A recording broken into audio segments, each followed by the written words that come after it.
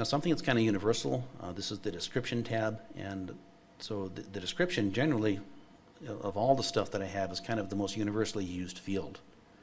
So it's not specific to the IPTC standard, I don't think. It may be and maybe not. But at any rate, the way that Photoshop breaks it out, they give you the chance to identify some other things, including some keywords. And the keywords is a pretty useful field as well. So again, just kind of clicking through the tabs and giving you an idea of the range of stuff. There's an origin tab, so you can have the date it's created. Again, the city and state. Headline, if you want, kind of carrying over to the newspaper world. This DICOM tab I'm not going to show you, but apparently it's a bunch of medical stuff. So apparently they have some medical extensions to the standard as well. So if you're transmitting medical information, you got a whole other set of metadata fields available to you. So basically, I just wanted to kind of impress you on the variety of the metadata fields that have been defined and are available to you. We're probably just going to use a very small subset of them as genealogists, but just those few fields are still incredibly helpful to us. I keep talking about metadata like you can change it. Well, you can. There's many ways that you can modify the metadata of a file. And the simplest way, if you're a Windows user, is just to right mouse click on the file and click Properties. And then if you click on the Details tab, again, you'll start seeing some of the same types of fields that we were just seeing looking at the metadata using Photoshop Elements. So Windows gives you some accessibility to the metadata and some ability to view it and even to type it in, but it's a pretty klutzy way. If you've got more than 1 or 2 pictures, this is definitely not the way you want to do it. But I just wanted you to know that you could. Macintosh people are looking bored. Don't. You can look at it on a Mac as well, doing the Command I key. It just formats it a bit differently, but you still have the ability to view it and to do some of your own editing here. But again, there's better ways than doing this. So there's a couple of popular software packages that will allow you to manage your files and to associate the metadata with them. And Photoshop is probably one of the more popular commercial ones. And so I'm going to spend just a little bit of time talking about that. I mean, the nice things about it, it works on both the Apple and in the Windows environment. It's widely supported. They've got all kinds of great teaching aids and lots of documentation, very well supported. I'll say nice things about them because I just bought, version 13? Okay, well then I just bought 12. 10 days ago I bought 12, and then I went to use it for this. It's like, update available. I'm going, what the heck, I just bought this thing. Well then, yeah, they're really nice about it. If you, within 30 days of purchasing it, if they come up with a new version, they will upgrade it. So today I'm saying nice things about Adobe. So. But it does support the IPTC standard very fully, and it has some limited batch update ability as well, although, as you'll see, I'm not really as impressed with that. It's not free. You do have to pay for it, and but it's a pretty capable software package. Now, Photoshop Elements, when you open it up, lets you go in and deal with just the individual picture through Photo Editor, or you can use something called Organizer. And let's talk about that for just a minute. No, I'm going to talk about Photo Editor first, I'm sorry. Okay, so in Photo Editor, that's where you would go in if you're going to enhance pictures and you want to play with the color balance and all that kind of stuff. But if you go down under the File menu, there's a File Info tab, and if you click on that, that's what gives you the access to the metadata for that one image. So for that one picture you have, you can go in there and look at the metadata that's been defined, and you can change any of these fields that you want. And so that's, again, how you can do it on a picture-by-picture basis, which is pretty klutzy. Organizer is by far the better way to go if you're starting like I did, which was from ground zero and having hundreds or thousands of pictures that I wanted to try to have metadata with. And so I went that route for a while. And this is what the interface looks like there. So I'd mentioned that you can put some keywords. Those are displayed down here. So this image that I clicked on, old Lizzie here, already had the keyword Ambourne, Farmington Cemetery, and Lizzie Ambourne associated with that one image. It has a caption, Ambourne Graves in the Farmington Cemetery, and the name of the file under the General tab. This metadata actually is just going to show you the IP, or the EXIF stuff, the information from the camera.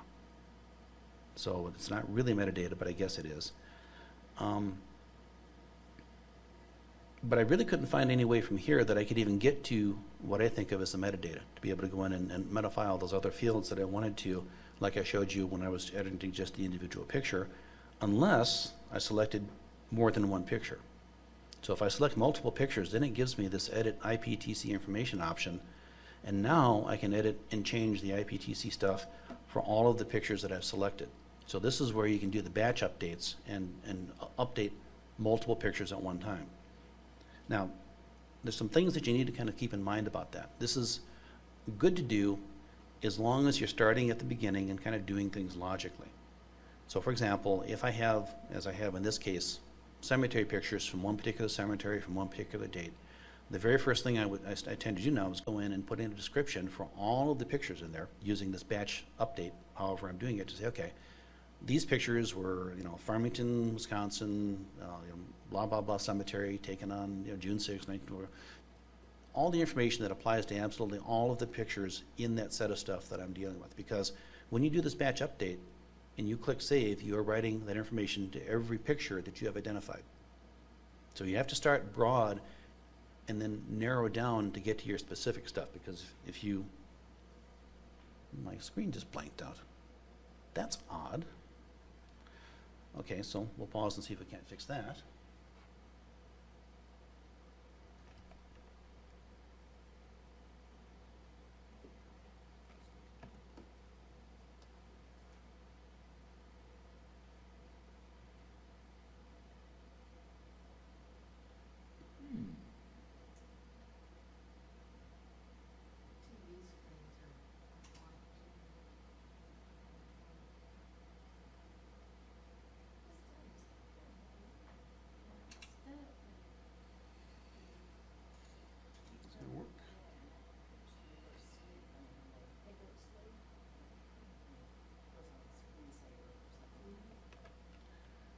Signal. That's strange. Is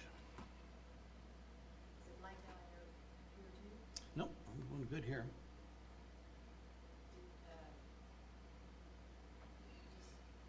I guess I'll try shutting this thing off. Well, hit your return key. See if you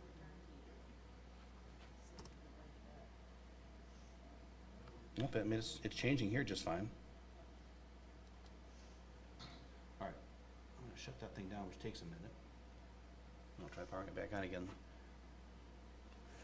Can anybody see those two screens back there? Do we have anything showing up there? Just what you have there. Which is no signal. No, we haven't seen anything on those screens. Well, I bumped into this one before. All right, we're going to wait for it to cool down. All right, so kind of while we're waiting, have I suggested anything where you might have any questions so far that we can just kind of fill in some time while this thing's cooling off? All right. So I love doing the properties and putting the metadata in there. You should do it in Windows, because most people are going to pull it up on Windows or Apple. If I do it in Photoshop, and I put a lot of that extra information in there, do you have to read that in Photoshop to get that information? Do you have to view the image in Photoshop? A good question. Yeah, it depends. Some of the stuff stays in Photoshop. I believe that if you go in and do the IPTC fields, that information stays with the image, but some of the stuff, and I'm going to show you, well, I'm going to try to show you that. Some of the other stuff you can do in Photoshop, I think, stays in Photoshop, which is kind of unfortunate.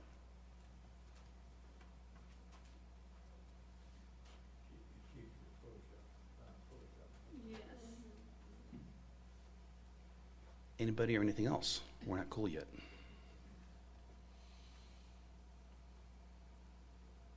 Yes. What about female names in your file naming standard?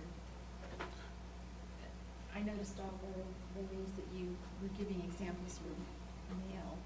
Boy, is that an embarrassing example of unconscious bias. Thank you for pointing that out. What about them? I mean, Do you have, do I have female relatives? Yes. I do have a few of those. Married or maiden names? yeah, that's the question. That's the question. Yeah, married or maiden names. No, I could take the cowardly Scandinavian way out and say it doesn't matter because they don't change. All right. So, what I try to do in that case would be to do like my mother, Anna Lorraine Amborn Hanson. Maiden name followed by married name. Yeah, I don't have, the answer. I have a answer. I just, again, would encourage you to be consistent with whatever you do and however you do it.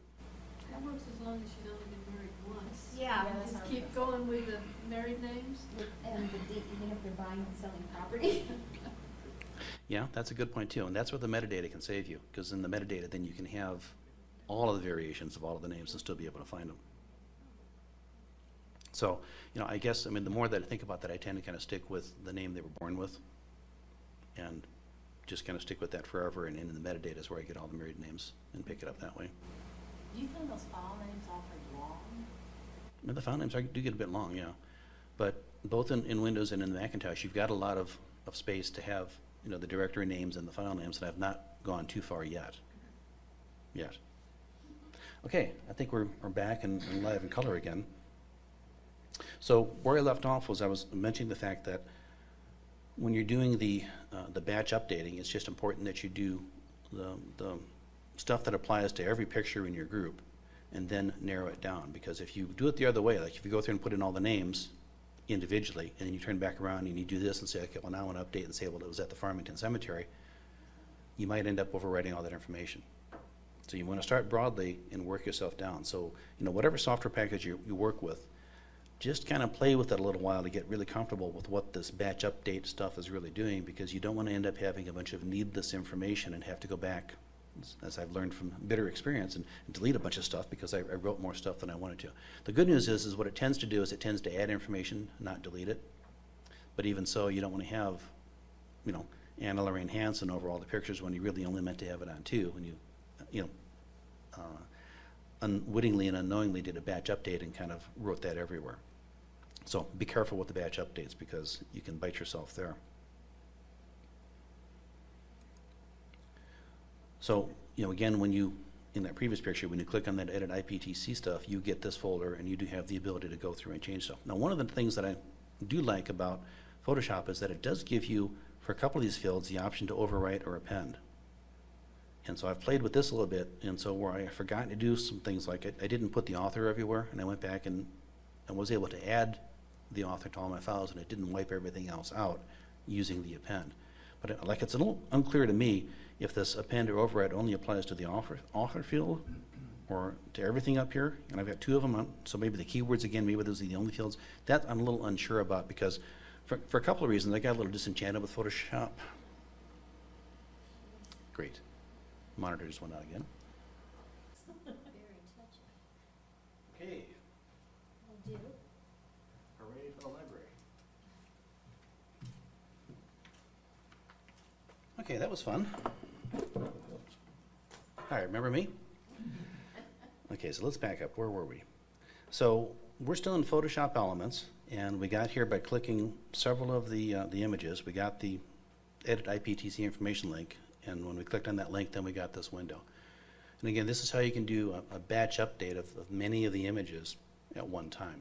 It's the only way that I could find to do it. Now, Photoshop Elements also has a couple of other features. And so, for example, you can go through kind of like in Picasso and tag people, and you can also do similar things with places and events. This is the information, and this is the functionality, though, that I think stays in Photoshop. I don't think that any of the things that you're doing in these areas get exported with the file. And so, they're interesting things to do. If you want to swim in the Photoshop Elements pool, by all means, I encourage you. Just be aware that a lot of the bells and the whistles that you have access to here are going to have to stay in the Photoshop, because they're not really, metadata that gets associated with the file that goes when you move the file. And kind of evidence of that too, I'm a little bit concerned about the fact that using Photoshop, when I go in and change the metadata, the only way I can figure out to save it is to hit the save button, and I think that's overwriting the image as well. And if you're working with a JPEG image, repeated saving will continue to degrade the quality of the image, so I'm not real keen on that.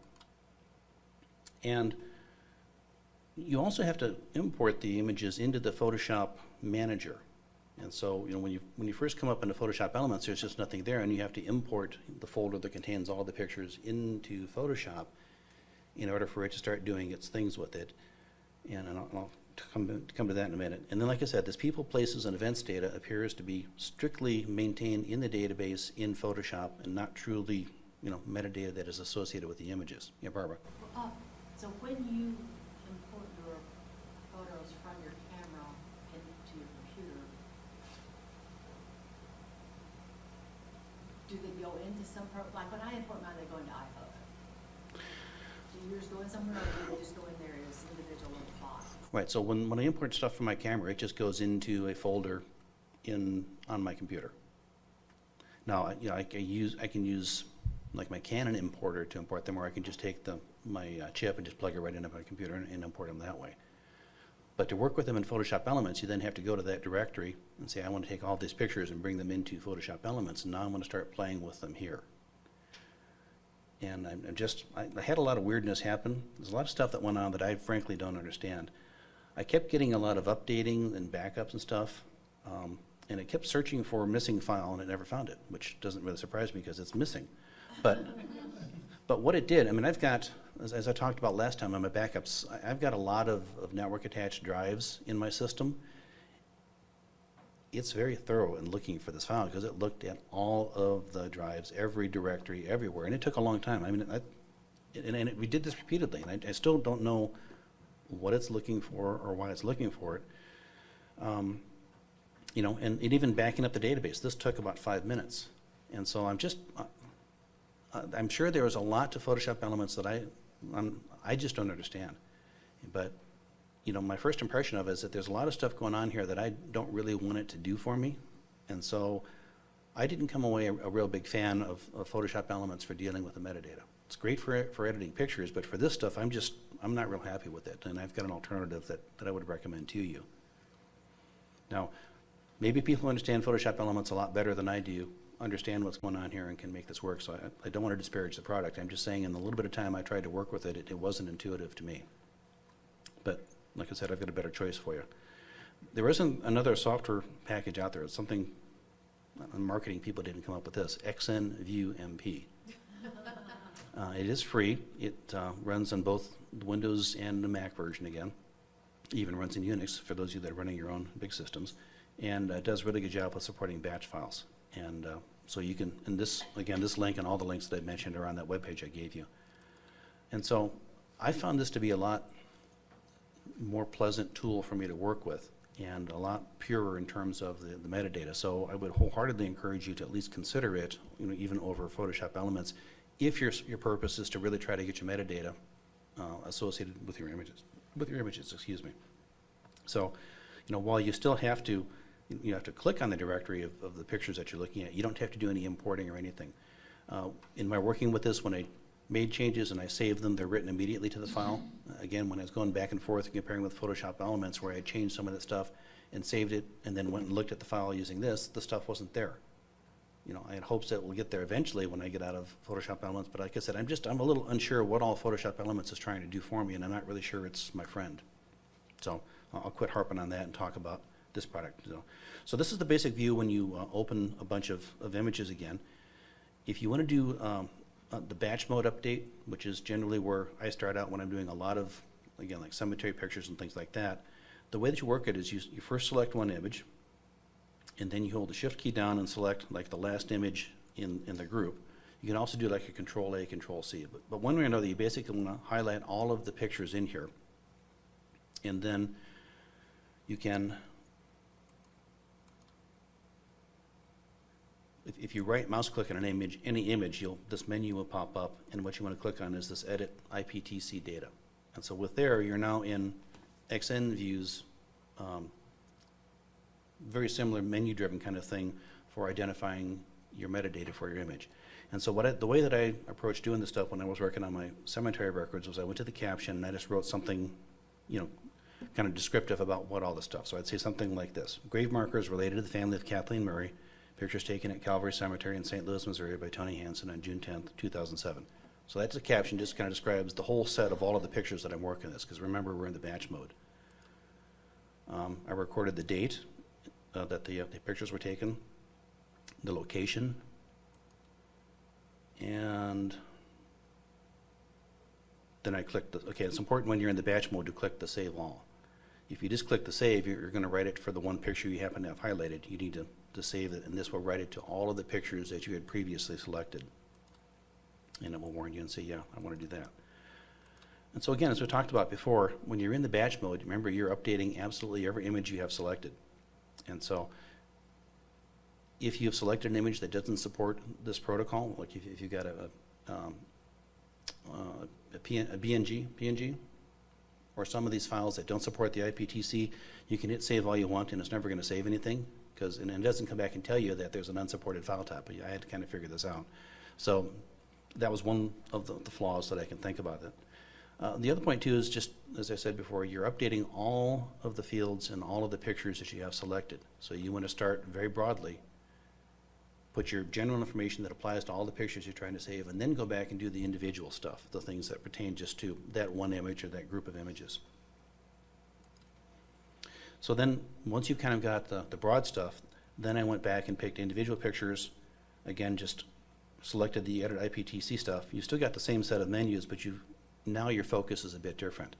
And what I did then is I went back in the keywords field, oops, thinking this is a live product, and in the keywords field, that's where I put all of the names associated with the grave. So in this case, you know, Eloise M. Riley and Francis C. Riley were the names that I put in there. And I whipped through and did that for each of the pictures in the set. Now the nice thing about this too is that it does have a memory, so it has this type ahead. So once you've entered a name in there one time, as you're typing, it will suggest a name if it's, you know, something that you've done before. So that really does make this go pretty quickly. You can zoom in on there's several places on the screen where you have images, and it's very easy to go over there and to zoom in on that one little piece of it and make it bigger if you need to read some of the fine print down in the corner. And so there's just a lot of things about this that I found to be real user-friendly and just a pretty nice piece of software for nothing.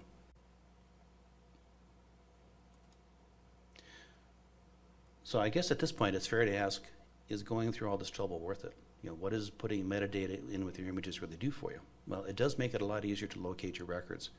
So again, just using the Windows vernacular, because that's what I'm familiar with, I can go into Windows Explorer, and in my genealogy directory, which again is a nice reason to have all of your genealogy stuff in one directory, but I can go there now and I can go into the search window and I can type in a name like Martha Kimball, somebody on my mother's side of the family, and it would go through and it will find, in this case, it found 28 different types of images that had Martha Kimball in there someplace. Now, it'll either find it in the name of the file. In these cases, this little yellow highlighting there, that's the case. But you can see a lot of these other images with very poor names. IMG 2406 isn't very descriptive, but in the metadata, Windows found Martha Kimball with all these different images. Same thing with the census records. And so by going through the trouble of tagging and identifying all of the images in your genealogy collection, when push comes to shove and you're going back to look for something, this is a much better way of finding it than going through 254 different directories trying to remember which one you saved it in, or did I save it.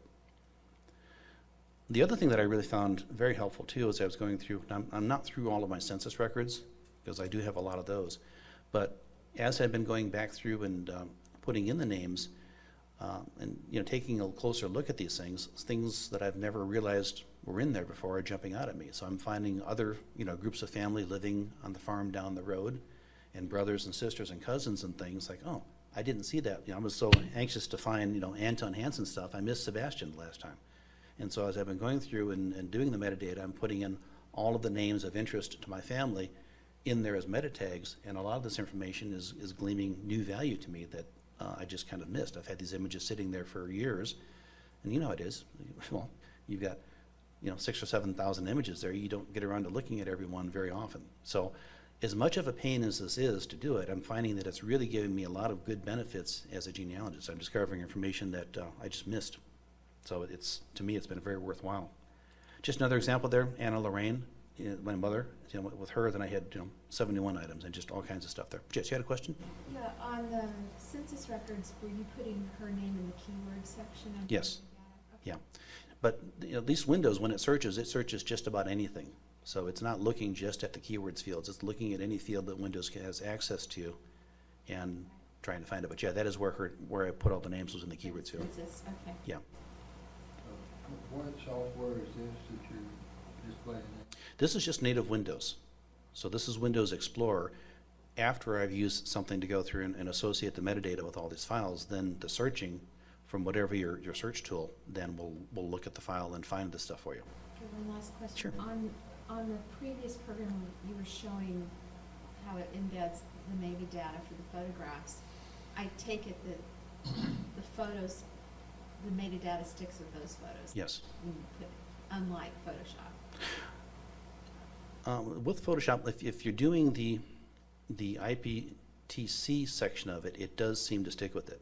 If you're doing some of the other stuff, it doesn't. So if you're doing the places and the events and all that, that seems to reside only in the Photoshop database and is only useful in there.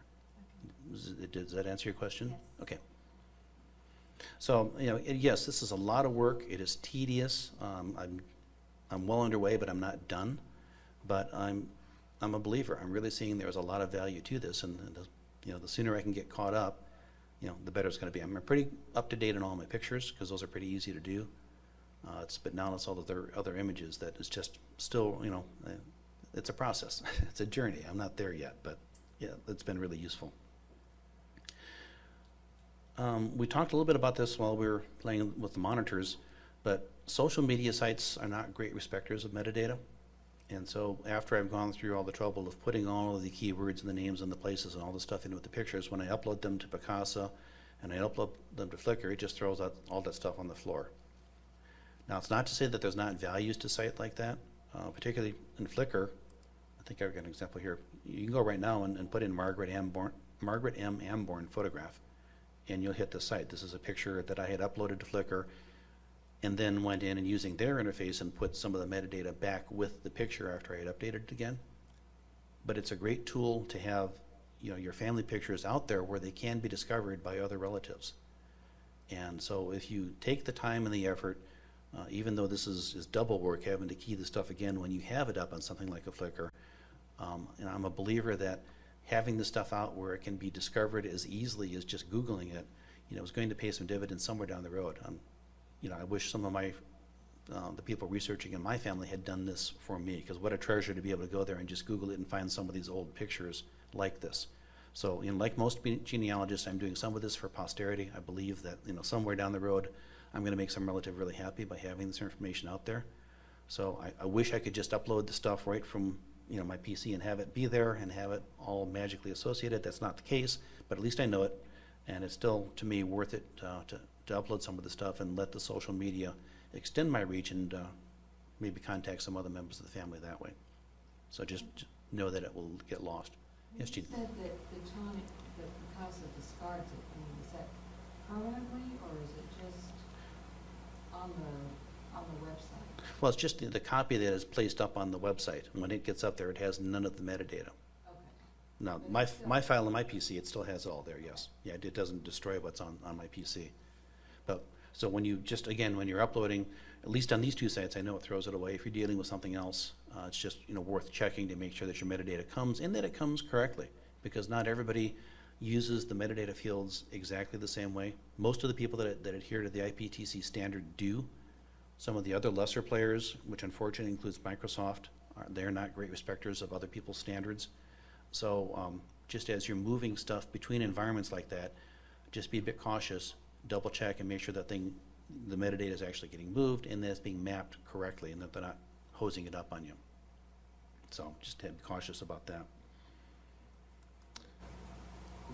What software did you use to enter the data? The package I used was something called, I'll get back there a second. Get you all dizzy. There we go. XNView MP. And this website will take you there, and if you go and look at that, the website that I mentioned at the beginning, and I'll show it again, the information page that I have from this presentation has that link on there. Can I ask a question? Absolutely. On Flickr, because you said if you Google that person's name, that it would come up. So I'm assuming that you have an account that is just totally open to everybody. Yes. So when I put that picture up on Flickr, I published it and made it available to the world. If that was a private picture, then you're right, that would not be discoverable by Googling it. That's amazing. I'm pretty protective, and, you know, we keep things kind of close. Yeah. So that's a whole new idea to me. Yeah, and certainly for, contemporary people, people that are alive, that's probably a pretty good idea. But if I've got pictures from, the 1800s or something, I want my relatives to find it and find me so we can talk about it. So I just, it's just one more way you might be able to hook up with somebody. Okay, so that's it for the first 3 steps. And, this is probably the hardest part. I mean, this is, again, if you've got a lot of files, getting them organized and getting everything renamed and getting metadata is a lot of work. I will not lie to you. I've been at this for quite a while now, and I'm not done yet. But like I said, I'm really seeing a lot of benefits from it. So to me, it's worthwhile doing it. And particularly getting down, the directory structure is easy. Moving your stuff around, coming up with the file name standard is relatively easy. It's painful for the old files, but once you get it in place, as you start adding new stuff and you do it with the new format, at least the stuff that you're adding from this point forward is going to be done correctly. Pictures, I'm just trying to get in the habit of every time I go in and take a trip, pull all those things in, get the metadata hosed into them real quickly, and at least everything from this point forward, I'm carrying that stuff with me, and I'm going back and cleaning up the old mess as I go forward. Next December, after you've all had a chance to do this and get it done, we'll come back and talk about, primarily we'll focus on how to actually get your files archived and what it means to truly have them on archival media and all of the things that are involved in that. But like I said, that's December. So this is the website. If you go to basically to the Dallas Genealogical Society and just do a /PDA, you will get a page that has this, all the links to all the software I've talked about, any of the websites I've talked about, a PDF version of all the slides that I've talked about, and don't forget the blog. If you have any questions, comments, whatever, just go to the Dallas Genealogical Society. I've got an article up there about organizing your files. Just click on this, leave a comment, put in your name and your email address, and ask your question. And I'll see it, or somebody else will see it, and I promise you I'll answer it, even if I don't know the answer. So with that, thanks for putting up with all of the projector mess. Any other questions or anything that anybody would like to talk about? Could I get you to open one of your images that you did with XNViewMP and open it in Windows to see what it looks like? Do you have one of those with you? No. I mean, no, I don't have one with me. I should be able to get at one, though. No, my computer's off. Maybe. What are you driving at? What do you want to see? I just want to see what the Windows properties does, how it shows the data that you put in is under or through XNViewMP.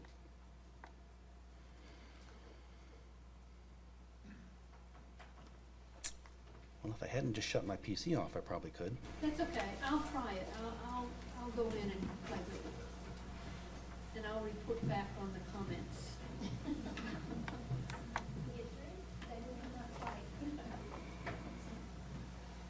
Any other? I guess I have no more questions. So just please be very careful going home. Driving over here, it was pretty much of a mess getting out of my neighborhood, and I suspect it's going to be a mess getting back in again. So just please drive carefully. Thanks for coming, and we'll see you hopefully Saturday or next month. Thanks very much.